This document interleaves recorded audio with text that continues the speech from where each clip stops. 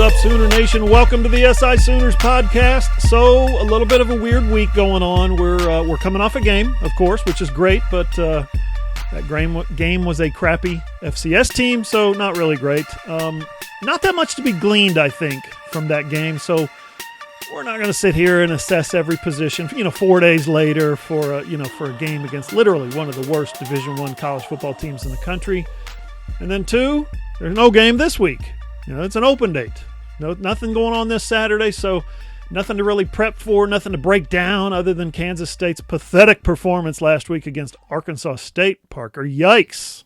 Yeah, that was not a good look for the Wildcats or the Big 12. I mean, hey, the Sun Belt went 3-0 against the Big 12. And that feels really weird to say, John. I hope that feels as weird to hear for you as it does for me to say. The Sun Belt went 3-0 against the Big 12 in Week 1. I mean, you're going to see that kind of, it's just that's the kind of year it's going to be, John. You're going to see crazy stuff all year across college football just because everything is going to be different in a pandemic-afflicted world, and we're going to see upsets. We're going to see teams have to play shorthanded, and I'm really looking forward to it because it's utter chaos. Everything's up in the air. We don't know if it's just going to be Clemson and Alabama at the top of the college football landscape come January again. It could be just about anybody. Man, the Big 12 is a Power 5 team. The Sun Belt Conference, the Sun Belt is a group of 5. If you add 5 and 5 together, that's 10. The Sun Belt is generally regarded as the 10th best conference. Woo! That was a bad weekend for the Big 12. We will get into our topics here in just a bit. Let's just say we're going to take a hard look at the news coming out of some other conferences, not the Sun Belt, and how that news could affect the Big 12, and in particular, of course, Oklahoma. I'm John Hoover. I'm in Tulsa. That's Parker Thune. He's in Norman. Thanks for listening to the SI Sooners podcast, and thanks again for watching the SI Sooners podcast on YouTube. You guys are great. Thanks to our advertisers also who have jumped on board. Big shout out to Trade Pros for being the first in line. So, Parker, we record this as usual on a Wednesday, but man, I'm telling you, it was a big Tuesday night in the Hoover household last night. You're sitting down for the first time since I think March 13th. I took my beautiful wife out to dinner at a restaurant, at an actual restaurant, and we got out of the car and we sat down at the restaurant. We started small. Okay, we ate on the patio at Red Robin. She kind of said she wanted some Red Robin. I think she had seen a commercial or something, but Mrs. Hoover took a brave step last night. I was proud of her. First of all, I got tested last week twice for COVID, and twice I got a reading of not detected. So I'm in the clear, although I realize that could change at any moment, but she has not been tested. Now listen, she's had a few problems with asthma over the years, so we as a family have been very diligent about keeping her safe, about not going out, about washing our hands, keeping our distance, all that stuff. I probably have been a little less diligent as we've gone along, going to the grocery store and sitting down at a restaurant once in a while. I went to Starbucks one time and used their Wi-Fi. My son and I drove to Maine in June, Parker, and we hung out with my daughter. They just opened up restaurants in Maine the week before, so you better believe we hit 4 restaurants the week we were there. We wore a mask, we washed our hands, we kept our distance, but that whole thing. But yeah, man. The last time my wife actually sat down at a restaurant was March 13th, the night before my daughter flew back to Maine for her spring break. Man, Parker, I think it's just another step. That's why this is so important to me. Feels like just another step in being normal. We had a football game last week. Had dinner out last night, and I got a haircut today, Parker. Normal. How about that? We're returning to some sense of normalcy, one step at a time. And hey, John, we'll get to the big issue a little bit later on. But hey, we're starting to see all these conferences jump back into playing football again in the fall. So if that doesn't lend credence to the notion that stuff's going back to normal, I don't know what does. And yeah, haircuts, restaurants, all this stuff coming back to us, albeit with limited accessibility. It's exciting to see. And granted, we're nowhere near out of the clear on this, and I don't think we will be for a while. But even if you listen to Lincoln Riley in his press conference yesterday explaining the new rapid testing system that the university has at its disposal for its football program, he's really excited about the way that this is all progressing and how little by little, step by step, we're making progress toward getting back to the way things were pre-COVID-19. Yeah, man. Let's talk about that big news of the day. The Big Ten is the big daddy. They're going to play football. Thank God. First of all, are we sure this time? Are we really sure this time that that's what you want to do, Kevin Warren and the Big Ten presidents? Because this has been an option for you guys for a couple of months now. And the last time you voted on it, I think it was 11-3. And today we find out it's the other direction, 14-0, unanimous, they say. We don't know. Maybe they'll never reveal that. But I hate to sound like old antivirus Hoover here, Parker, but the Big Ten kind of chickened out. They had their chance 2 months ago, and they kind of chickened out. They had their chance again a month ago, and they kind of chickened out. I've seen the plan, and I'm about 30% confident that they're going to be able to pull this thing off. They start on October 23rd, 24th, championship game on December 19th. Parker, 9 games in 9 weeks, you think that's going to work? Absolutely not, John. I think if what we saw transpire in week 1 is any indication, there's absolutely no chance that all 14 Big Ten teams play 9 games in 9 weeks. Look, there are going to be cancellations, especially given the guidelines that the Big 12 announced for game cancellations. Their thresholds as to when they rule, okay, you know what, this is too much of an issue for this particular team, you're not going to play this week. With those in mind, I don't think there's any chance. There might be some teams. There might be a couple teams that get all 9 games in. But if you're expecting every single team in the Big Ten to play 9 games in 9 weeks, then you haven't fully dealt with the reality of the COVID-19 pandemic. The Big 12 had 3 games canceled in week 1 alone. Week 1 alone. Who knows how many they're going to have in the next 9 weeks of action. And no, John, you hit the nail on the head. The Big Ten utterly botched the handling of this entire process. And we knew this from the beginning, right? When they jumped out of line and they were first through the wall that said, okay, we're not playing football this fall, I think everybody took a step back and was like, okay, what now? The Big Ten is making this decision? It's not coming from the NCAA. It's not coming in a joint statement from university presidents, athletic directors, conference commissioners. It's just the Big Ten that's going to come out and say, okay, we're not playing football, and see if everybody falls in step with them. It was a pretty fair chance that that wasn't going to be the case. And I think we're beginning to see, and we have seen, what the world looks like without the Big Ten, at least in terms of college football. And I think the way that the Big Ten saw everything shake out, and the fact that all 4 other Power 5 conferences didn't follow suit, and it was only the Pac-12 that jumped on the bandwagon, I think they started to get a little FOMO. They were like, okay, well, you know what?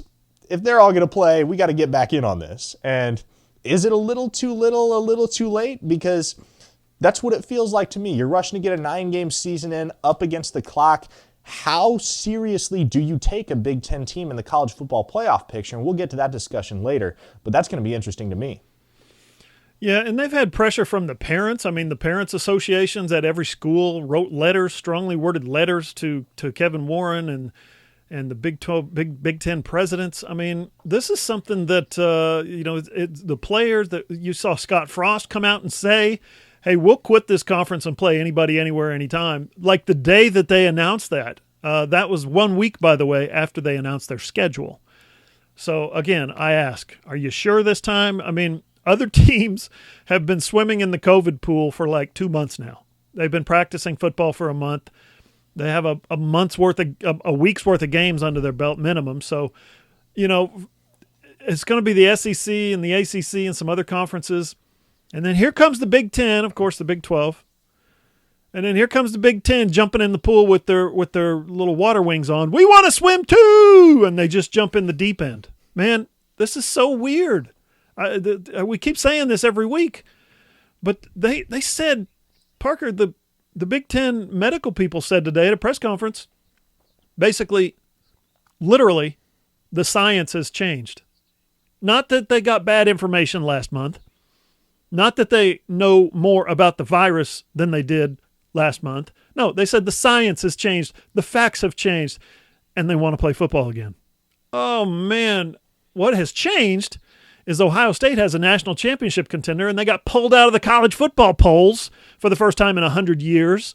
And the Big Ten has no chance of being relevant this year if they don't get the Buckeyes back on the field, Parker.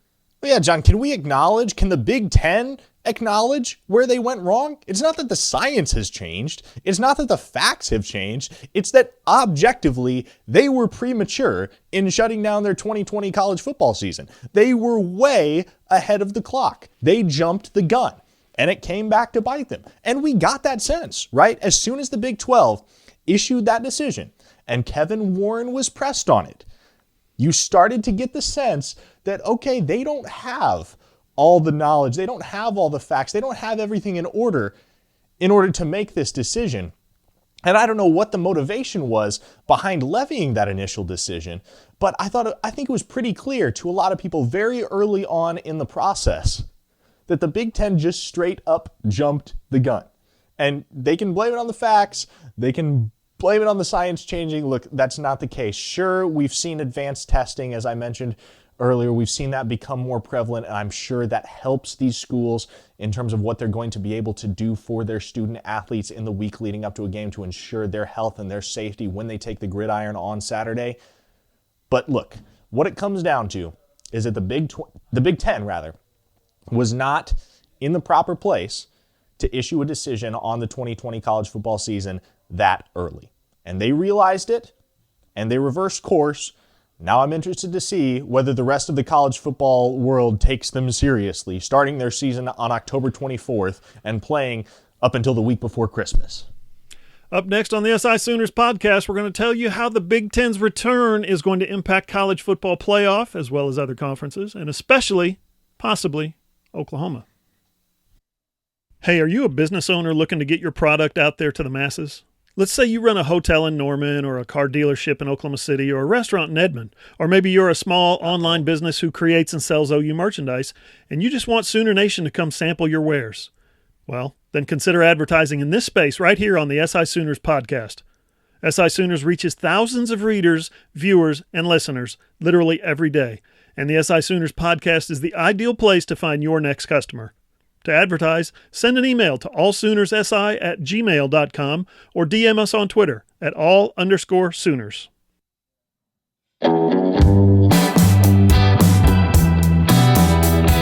Let's do some social media. Follow SI Sooners on Twitter at @all_Sooners.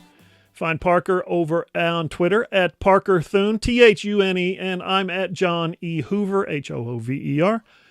Parker's also on Instagram at Parker Thune, and you'll find me on Facebook, where all the old folks are, at John E. Hoover Media. And the video version, of course, of the SI Sooners podcast, lots of fun, and you'll also find a lot of videos, OU videos, stuff like our post-game wrap-up, which I thought was a blast. People really loved that, Parker. Press conferences, interviews, all the Sooner Summit stuff, and lots more is over at my YouTube channel, John Hoover Media. Again, if you own a business and you like what you hear and you want to advertise, we got a lot of options to fit your needs, from regular commercial spots to sponsorships to just sponsoring a little bit, a segment. Just drop us an email, allsoonersi@gmail.com. You can be on the SI Sooners podcast. Just like that. Simple as that. Okay, Parker, for most of the last 6 weeks or so, definitely for the last month, I think college football teams in the Big 12, the ACC, the SEC for sure, the AAC, for that matter, Conference USA and the Sun Belt, unfortunately for the Big 12, they've all been really all those teams, all those conferences have been walking on eggshells as they try to navigate how to play football in a pandemic. Should we do this or should we do that? We don't know what to do. What are the other conferences doing? Let's share some information. Let's spend millions of dollars to alter our campuses.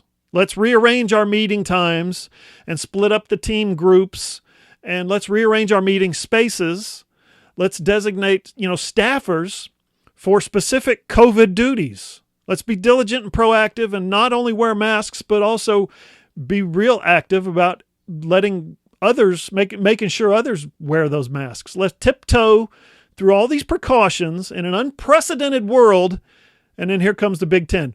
We want to play football too! I mean, I'm sure they're going to enact, it's the Big Ten. There's some smart people there. They're going to enact certain protocols and precautions before they kick off in mid-October. Sure. I completely buy that. But you think this is going to work? The rest of the nation has been literally doomsday prepping. okay, in college football. Planning for months. We've been digging bunkers. We've been putting away a year's supply of Spam and powdered eggs and bottled water, and now here comes the Big Ten pounding on the door. Let us in, Parker. Are they going to be able to play nice, the Big Ten and the other conferences? Are they going to come in and they're going to screw up the college football playoff? Is it going to look different? One team from one conference is playing 6 games and another one's playing 12 or 11 or 10. Is this thing too far gone?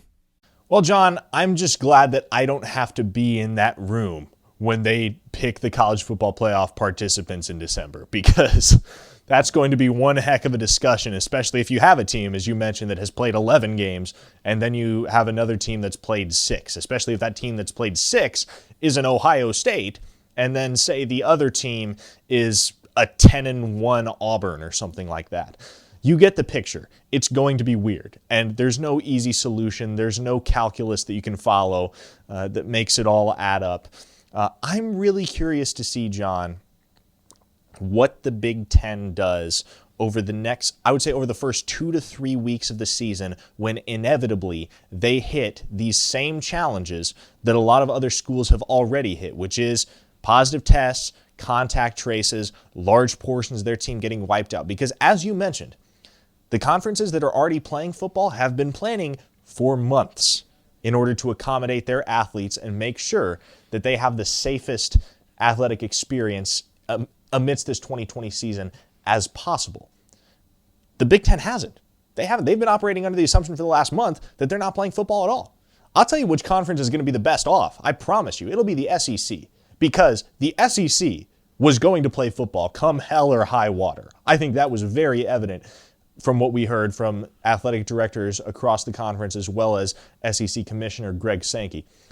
They were committed, more so than any other conference, to playing football in 2020. I would imagine that their safety protocols and the guidelines that they've put in place are going to put them in the best position to be rolling out teams that are close to full strength week in and week out. I don't know what it's going to look like in the Big Ten. I don't think anybody does. When they inevitably get hit with positive tests and contact traces, and you have a team like a Penn State or like an Ohio State that has to go into a game 20, 25 players short, what is that going to look like? What are those programs going to say? That's what I wanted to know. If they have to go into a game 20, 25 players short, like I mentioned, and they lose, what's that going to be like in the aftermath? Are they going to declare war on the system?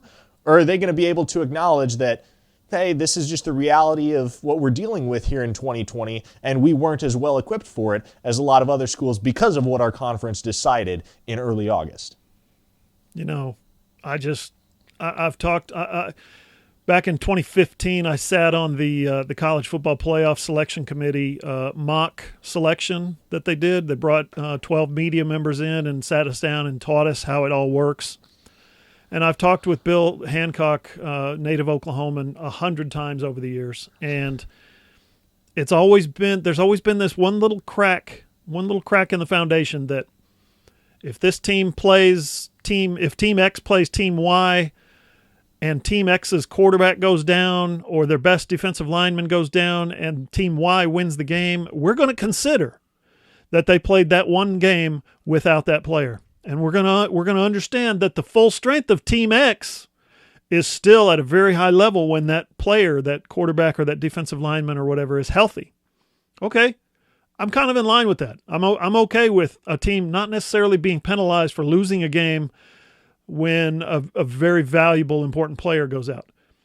Is the College Football Playoff Selection Committee now going to assess, well, they had 21 positive COVID tests cases that week, and they had 14 contact traces that week, and so they lost that game by 35 points because they didn't have much of a two deep. So they all came back the next week, and we really believe that team that lost that game is going to be able to play through and make a statement in the playoff. I wonder if they're going to treat injuries the way they've treated injuries over the years, if they're going to treat COVID cases like that. One possible outcome of this is that Ohio State goes 7-2 in their 9 games, or maybe 6-3, or maybe they go 6-0. Maybe they, like you said earlier, they go undefeated, they go 6-0, but they get those 3 other games bumped. And the College Football Playoff Committee says, yeah, but it's Ohio State. Look how good they are. Look how many NFL prospects they have. Sure, they lost 2 games, or sure they lost 3 games, or sure they didn't even play 3 games. We're gonna bump them over the Big 12 champion, or the SEC runner-up, or possibly, definitely, a possible Group of 5 team that won all of its games. Whoever that is, whether it's Cincinnati or UCF or App State or maybe Louisiana, right? They're screwed, because this was their one chance ever to get in the playoff. The boys club, the old boys club. Here comes Ohio State and the rest of the Big Ten saying, nah, never mind. We're going to go ahead and we're going to take our place back in line. I know we stepped out of line a month ago. I know we went back to our car and we drove home and we had some nachos and we watched Netflix and we chilled, but we're back now and we want our spot back in line. I mean, the Big Ten has committed to doing this, Parker, and they don't even have a schedule yet. They came out today and said, we're playing football. We'll let you know what the schedule is later in the week. So they've got like a roadmap. They don't have a roadmap. They're taking a road trip, but they don't have a roadmap. Parker, what do you make of that? I have no idea, John.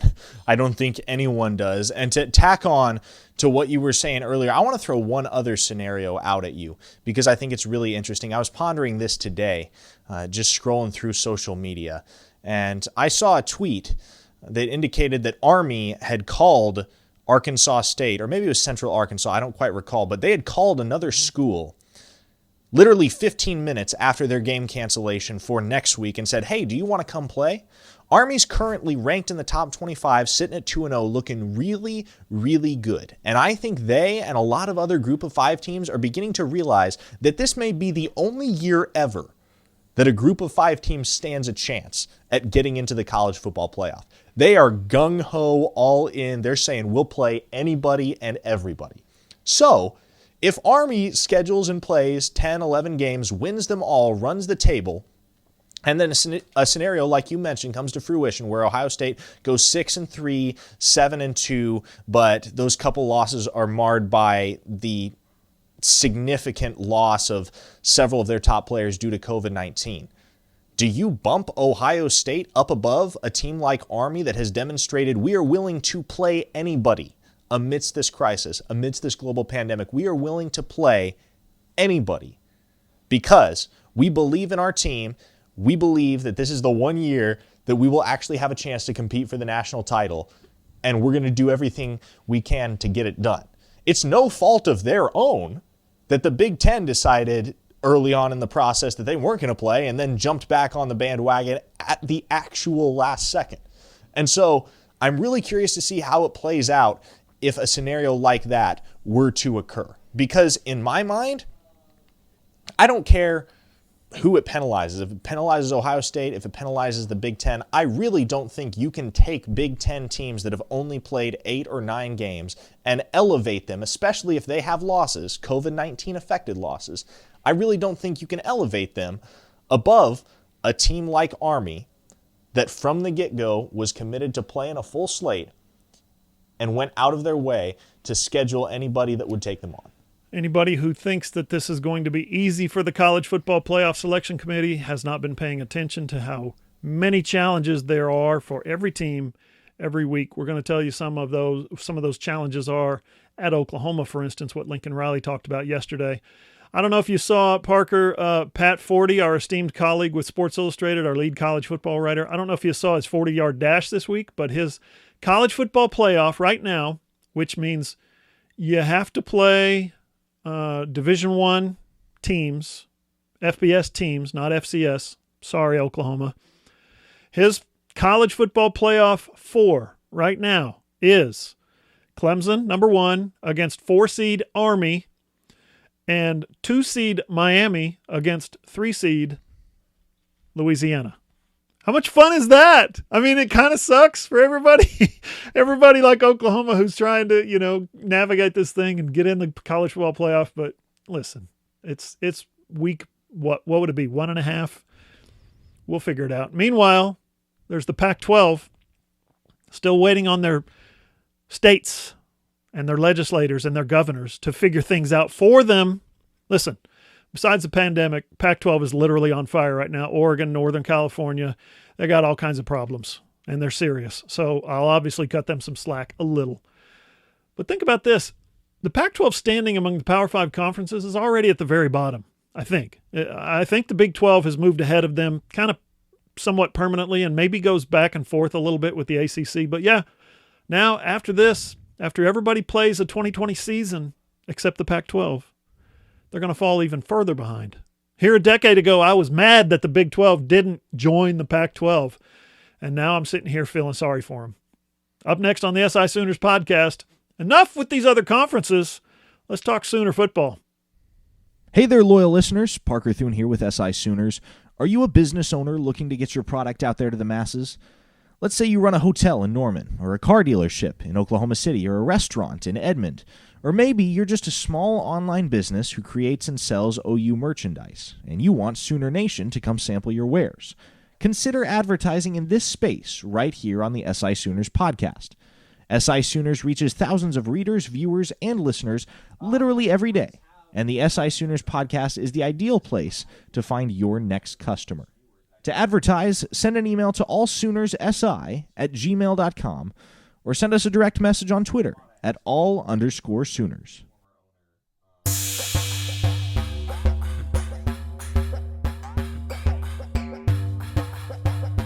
Final segment of the SI Sooners podcast. Tomorrow we get a handful of defensive guys on the old Zoom call, but yesterday we had Lincoln Riley and a handful of offensive guys.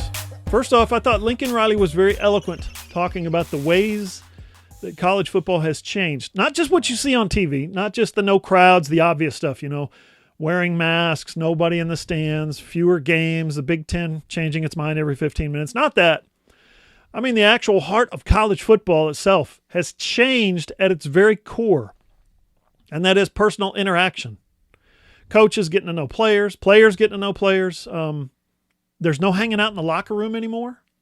There's no, goofing around, jacking around between lifts in the weight room. There's no just, slacking off and just being kids. They actually have, get this from Lincoln Riley, they actually have a locker room monitor who says, okay, you're dressed, hit the road. No crowds gathering in here. You believe that? I mean, the locker room, as Lincoln Riley said, I wrote a story about it today. But Parker, that made me kind of sad to hear Lincoln Riley describe that. Well, yes, John, you're right. It is sad. But again, it's just the reality of the world that we're living in. And interpersonal communication has to change and has to evolve in this season. And we hope that it doesn't have to stay this way for much longer. But especially during this time when player safety is so paramount, because it seems like with every week that passes, we're clinging to the 2020 college football season by a thread, especially when we see teams like Oklahoma lose 20 players to positive tests and contact tracing. It is of the utmost importance that these players stay distanced and stay safe and minimize their in-person interactions with one another. Because here's what it comes down to, John. If we want football this fall, and we want to continue to see college football teams take each other on the gridiron week in and week out for the next 3 months, that's one of the things that has to get sacrificed. And it's not fun. I would imagine it's even less fun for the guys that are actually experiencing it and aren't just sitting in front of a camera talking about it. But again, it's what's got to happen. And we can hope and we can pray that this all goes away soon. But for right now, it's just one of the sacrifices you got to make if you want to continue to watch football on Saturday and play football on Saturday. And then to hear Creed Humphrey and Jeremiah Hall and Theo Weiss describe how they can't be like normal students. Now, I'm going to say something here. Probably not popular. It's probably not popular either way. I'm trying to go right down the middle. I'm trying to tell you the truth. But the fact of the matter is there's going to be people on one side who say, well, you shouldn't feel that way. And there's going to be other people on the other side who say, you shouldn't feel that way. You know me, I'm right down the middle. They can't be normal students. They can't just go to parties. Although a little bird tells me that some of them still do. But anyway, they can't go out and hang out in crowds. The question came from Kerry Murdoch from Sooner Scoop. He asked Creed the question about, is he bitter, basically, that he can't just be like other students? And although Creed's answer was just terrific, we're going to play it for you in just a second. I knew pretty much what his answer was going to be. We're not normal students. We get special privileges. We get special treatment. There are expectations on us, and those expectations are not the same as the expectations on the math major and the biology major. I think one of the other guys, maybe it was Jeremiah Hall, said we're held to a higher standard. So Parker, my daughter played soccer in college, and one day we were out having dinner and we were talking about somebody that she knew, and she said that person was a NARP, and I said, a what? A NARP? What's a NARP? I'm not much of one for putting labels on people, but what's a NARP? She said a NARP is a non-athlete regular person. So Parker, you and me, we're NARPs. That's what that comes down to. She said that person doesn't hang out with her and her friends anymore because she quit sports and she's a NARP now. I'm like, in other words, if you think about it, the NARPs, they're all too aware that the athletes get special privileges and special treatment. And if those athletes now, the athletes know for sure, think about this, that the NARPs pretty much resent them for this. You know, there's a divide there. I mean, there's no danger of being in, civil wars breaking out on college campuses between the athletes and the NARPs. But yeah, there's a divide, and they mingle and they like each other and they do get along, but there is a divide nevertheless. And the NARPs say, they look around at the current landscape and they say, the athletes are told by their coaches that they can't go to parties, that they can't hang out at Campus Corner, that they can't mingle. Cool. Let's go to parties. Let's hang out at Campus Corner and let's go mingle. I mean, this is the NARP's time to shine. No, they absolutely don't give a damn about whether the athletes get contact traced right out of a football game or if a soccer game gets postponed again. They don't care. I'm not saying they're bad people. This doesn't make them bad people for not caring, but I am saying, generally speaking, the regular student body doesn't give a crap if the whole football team's in quarantine. They've got other problems. Now, some do, of course. They're big football fans or they're sports fans or whatever, or they have friends on the team. But a lot of them do not. They've got their own problems. They've got their own issues. Still, I thought Creed had a great answer. Take a listen to this. Kind of expecting it, we're at a college, kids are going to do what they want to do. So it's our job, to just stay away from that and keep distance from that. We can't try to control everybody in this university. That's just not possible. That's not what we're supposed to do. Our job is to keep our distance as much as we can. So, I'm not going to be bitter about anybody else doing what they want to do, So, yeah, it's important for people to understand that for sure, on this team that, we're not going to be able to do things that we usually do. We're not going to be able to go out to restaurants, things like that, like we normally do. So, it's definitely a weird situation we're in, but it's, what we have to do, to keep the season going forward. So, most people, for the most part, everybody's been bought into it. So we'll just, keep doing what we're doing right now and keep moving this season forward. Another story that we worked on was I asked Jeremiah Hall and Theo Weiss about Spencer Rattler's unique arm strength because, those are the two guys who caught his two best throws of the night. And they both had something interesting to say about it. I wrote all about that at allsooners.com. Parker, was there anything that stood out to you about Tuesday's Zoom session with the offensive guys? I feel like I've said it a lot lately, John, but it bears repeating. This true freshman class is really, really impressive, and that's not just coach speak coming from Lincoln Riley and the staff. It's coming from their peers. We saw Creed Humphrey talk up Anton Harrison, who would have started at left tackle last week had he not been one of the players in the COVID-19 protocol. Saw Theo Weiss talk up Marvin Mims, who had a fantastic debut, which we covered on the Sunday edition of our podcast. And then Jeremiah Hall said he's doing his best to mentor Mikey Henderson, but also said that guy's going to be sitting up here talking to you guys, referring to the media, on the Tuesday press conferences one of these days. Mikey Henderson, he said, has the makings of a star. And so I don't think at this point in time that it's just Lincoln Riley and just Alex Grinch that perceive the immense potential that this true freshman class has. And we saw flashes of it from a few guys last Saturday. But hey, the veterans on this team, they're very aware of it too. And especially given the circumstances, John, I'm really interested to see how that drives the veteran guys, knowing that they have really, really gifted young freshmen behind them, but they're not losing any eligibility this year. They're not going to redshirt, and they're going to press these veterans and these more experienced guys for playing time. I can promise you that. And Lincoln Riley said as much yesterday. He said, listen, if we got a guy that's going to help us win a game, we're going to play him. There aren't going to be any red shirts for Oklahoma this year. There's no sense in it. And so you're going to see the best 11 on the field every single week. And you know what? If there are true freshmen among them, and we know there are, because Anton Harrison was first on the depth chart at left tackle. So clearly there are true freshmen among the best 22 on the field. Those guys are going to be the ones that see playing time.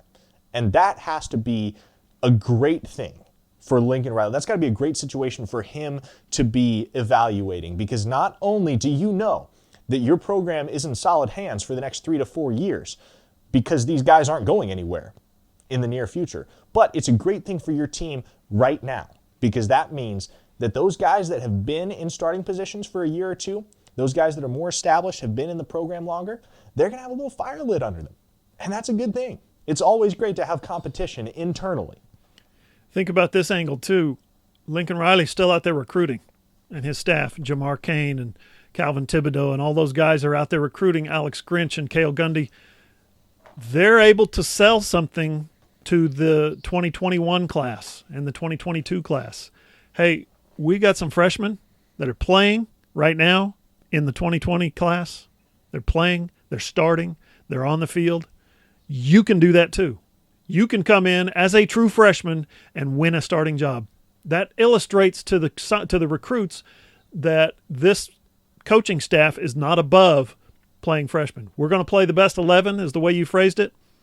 Every freshman in the country right now is thinking, well, I could do that. I could be their best 11. So that's a big recruiting tool. I think it helps on the whole. Parker, we got a few minutes with Creed Humphrey, about 10 minutes, 12 minutes. And maybe it's the fourth or fifth time we've gotten him. I don't want to say preseason anymore, but since the preseason, it's maybe fourth or fifth time. He's still getting questions about the way he stepped up as a leader in a leadership role. You think that guy doesn't want to play with his NFL future kind of hanging out there? He made that commitment. He said no to the NFL draft last January and said, no, I want to come back and I want to be a Sooner and I want to finish my career at OU, play my junior year. He's made that commitment, and now there's the threat that if there's too many contract tracing, if there's too many people in quarantine, he might not get to play a game. You better believe he's leading. You better believe he's leading this team. What do you think of the way he stepped up into that leadership role this year, Parker? You know, it's really interesting, John, that the one guy who is going to be least affected by the absence of a 2020 college football season is one of the guys that has stepped into one of those primary leadership roles, because Creed Humphrey is going to be a high-end NFL draft pick come next April, whether or not the Sooners play another game here in 2020. That's how good he is. And no one would have faulted Creed Humphrey if he would have gone the same route that Kennedy Brooks and Jalen Redmond did and opted out of the season, because his future is secure. However, he came back because he had unfinished business at OU. He wants to win a national title before he walks. And this year, I would say, based on what we've seen from the Sooners, there's a definite chance that that team is a team that can go out there and win a national championship. Lincoln Riley has that kind of talent on this roster, and their chances are only bolstered by the fact that the Big Ten is a month and a half behind everyone else, and it seems like it's just constant chaos across college football as a whole, and also given the fact that Oklahoma, as we've mentioned several times, has tremendous depth. And so it's not surprising to me just knowing Creed Humphrey. Look, I know where he comes from. My best friend in the world is from Shawnee, Oklahoma.